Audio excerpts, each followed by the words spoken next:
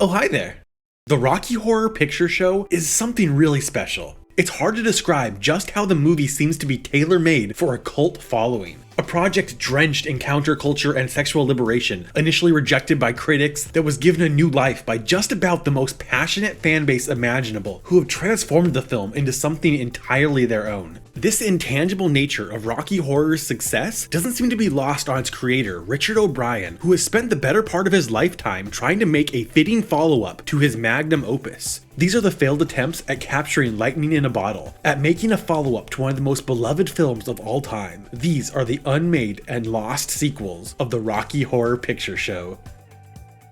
Debuting in 1973 as a stage musical directed by Jim Sharman, the show was inspired by the unintentional humor and camp of early horror and sci-fi B-movies, along with 1950s rock and roll and the emerging UK glam rock scene of the 70s. The story follows newly engaged couple Janet and Brad as they stumble upon the experiments of the alien mad scientist Frankenfurter as he creates the perfect human specimen, Rocky Horror. O'Brien and Sharman wasted no time, and by 1975 released its film adaptation, The Rocky Horror Picture Show, with most of the same cast from the stage productions reprising their roles, along with a few new cast members for the movie. And when it hit theaters, it was a flop. Critics didn't care for it, people weren't coming to see it, and screenings in various regions were being cancelled. But because of the success other campy movies like Pink Flamingo had on the midnight screening circuit, Fox executives gave the movie a second chance, releasing it as a midnight movie at New York's Waverly Theater in 1976. It would become a runaway success. And a runaway success doesn't even do it justice. It became a cultural phenomenon. Fans were seeing the movie hundreds of times, dressing up as the characters, acting out the entire movie, yelling responses to the actors on screen, and bringing props to use at certain parts of the movie. The film took on a life of its own. Seeing the unbelievable success of his play turned movie, O'Brien wanted to see if he could do it again, and in 1978 he wrote the first attempt at a Rocky Horror sequel. Rocky Horror Shows His Heels.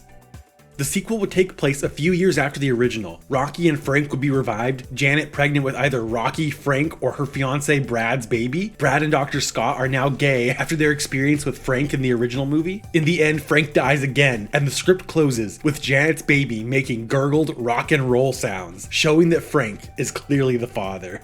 In '79, O'Brien presented 20th Century Fox with an hour-long cassette tape of demos and a 71-page script. The studio approved the project but had demands, mainly that Tim Curry return as Frankenfurter. But Curry refused, and even director Jim Sharman didn't want to do the sequel. The hour-long demo tape has never been recovered, and copies of the script are currently in the hands of collectors, though to my knowledge are not readily available online. A more detailed plot description can be found on the Rocky Horror Wiki that I'll link in the description. The story was abandoned, but O'Brien kept the songs, altering the lyrics for his next attempt at a Rocky Horror sequel, The Brad and Janet Show.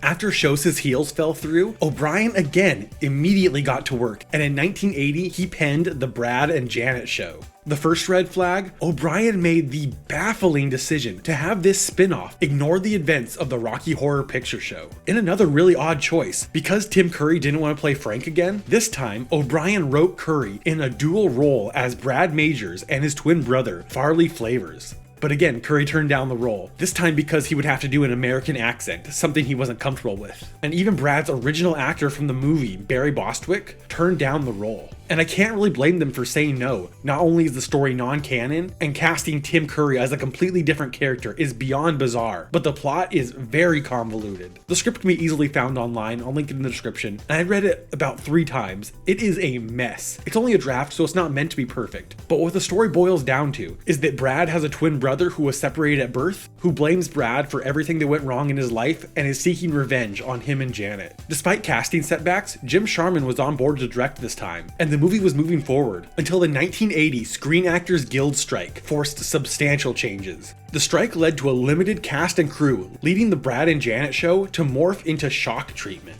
Just like the Brad and Janet Show, Shock Treatment retained the songs from Rocky Horror Shows His Heels, albeit with different lyrics, but the script from the Brad and Janet Show had to be modified. To accommodate production limitations, the script was rewritten to be set on a giant TV studio so the entire movie could be filmed on a soundstage, saving about $1 million in the process. Shock Treatment had a similar outline to the Brad and Janet show, Brad having a long-lost twin brother who wants revenge, but this time by imprisoning them in various TV shows. After 2 failed attempts at a Rocky Horror sequel, Shock Treatment was actually made. Even though none of the main cast from Rocky Horror reprised their roles, a good number of the Transylvanians from the original movie returned as audience members, along with Chris Malcolm and Rainer Burton, who originated Brad Majors and Rocky on stage. When Shock Treatment finally premiered on October 30th, 1981, it was not good. No success with critics, fans didn't like it, and it never gained much traction as a cult film.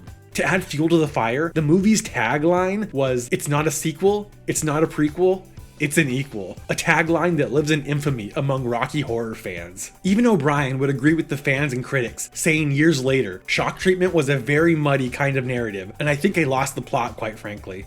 But I don't know if I totally agree with this consensus. While the Rocky Horror Picture Show was steeped in B-movie camp, Shock Treatment kind of foreshadows reality TV, something that wouldn't come into the public forefront for years. I think more than anything, Shock Treatment was just ahead of its time. But with a sequel finally released, and having worked on Rocky Horror and its sequels basically non-stop for a decade, Richard O'Brien took a well-deserved break from making new Rocky Horror projects. And about 7 years later, an older and wiser O'Brien was back at it again, trying to make another sequel, a third movie called Revenge of the Old Queen.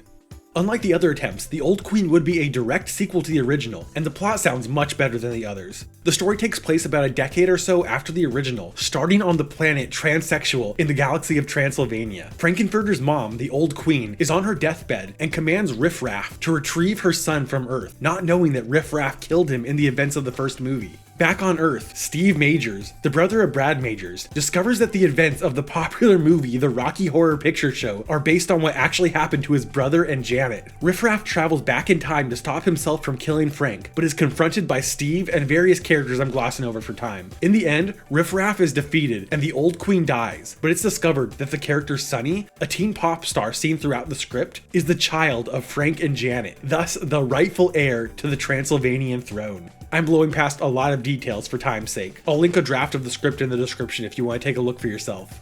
The script was made, demos for the songs were recorded, and the movie entered pre-production with Fox. But when studio head Joe Roth was removed from his post, Fox shelved Revenge of the Old Queen. The aforementioned script has been leaked, but O'Brien's representatives claim it's not his, but I'm not buying it, and it seems like the fan consensus is that it's real. Only a demo of the song The Moon-Drenched Shores of Transylvania can be found, and the lyrics for every song that's mentioned in the script are found, but it's unclear if there are any more written or recorded. O'Brien has stated many times that he believes the movie will never be made. Despite so many false starts, O'Brien has not given up. In a 1999 New York Post article, he talks about working on another follow-up, throwing around the names double feature, potentially reusing the name Rocky Horror Shows His Heels, and the fan-suggested title, Rocky Horror: The Second Coming. At an event at the Fab Cafe in 2001, O'Brien confirmed he was once again working on a Rocky Horror sequel, this time going back to his roots to make it a stage play. But of course, if the play was a success, it'd be made into a movie. It's said that at this event, he sang a new song made for the play called I'm Not Dead Yet, about Frankenfurter's resurrection, though I've seen it claimed that the song is called Frankie Phoenix. The play would include elements of the previous unmade attempts, Rocky Horror Shows His Heels and Revenge of the Old Queen, being set 9 months after the original. Janet's pregnant with either Frank, Rocky, or Brad's child, but obviously O'Brien has to make it Frank's baby. The play has been considered to be in development hell, never officially being scrapped, but with no tangible progress in years. I can find no evidence that any part of the play or its music have been leaked online. And that's the last we've heard of the Rocky Horror sequels. At least 4 failed attempts, 1 mediocre pseudo-sequel, and so many lost songs. Richard O'Brien is nearing 80 years old and hasn't written another play since his lyric work on 2009's The Stripper, though he has stayed active with a few roles like the voice of the dad on Phineas and Ferb. This leaves me conflicted about the future of Rocky Horror. I want to see what else O'Brien has to say. Revenge of the Old Queen sounds really interesting to me, and he makes fun music that I'd like to hear more of. But in recent years, attempts to breathe new life into the movie like the 2010 Rocky Horror Glee Show or 2016's Rocky Horror Remake that seem like they're testing the waters for a reboot or a sequel have been less than stellar, even if Laverne Cox did kill it as Frank. But with Disney buying Fox in 2019, now owning the rights to Rocky Horror, at this point, maybe it's best to leave it alone. Will there ever be a movie like the Rocky Horror Picture Show? Maybe. The Room developed a similar cult following, so it's possible. But I can guarantee you that if a movie ever does reach a cult following like the Rocky Horror Picture Show, it won't be made by Disney. Thank you so much for watching. What do you think? Should the Rocky Horror franchise be left alone, or do you want more? And do you think Disney will ever try to make a sequel or a remake? Let me know in the comments, or you could also leave suggestions for future videos. You can also find me on Twitter at LostMediaMike. This is Mike with All Things Lost. See you soon.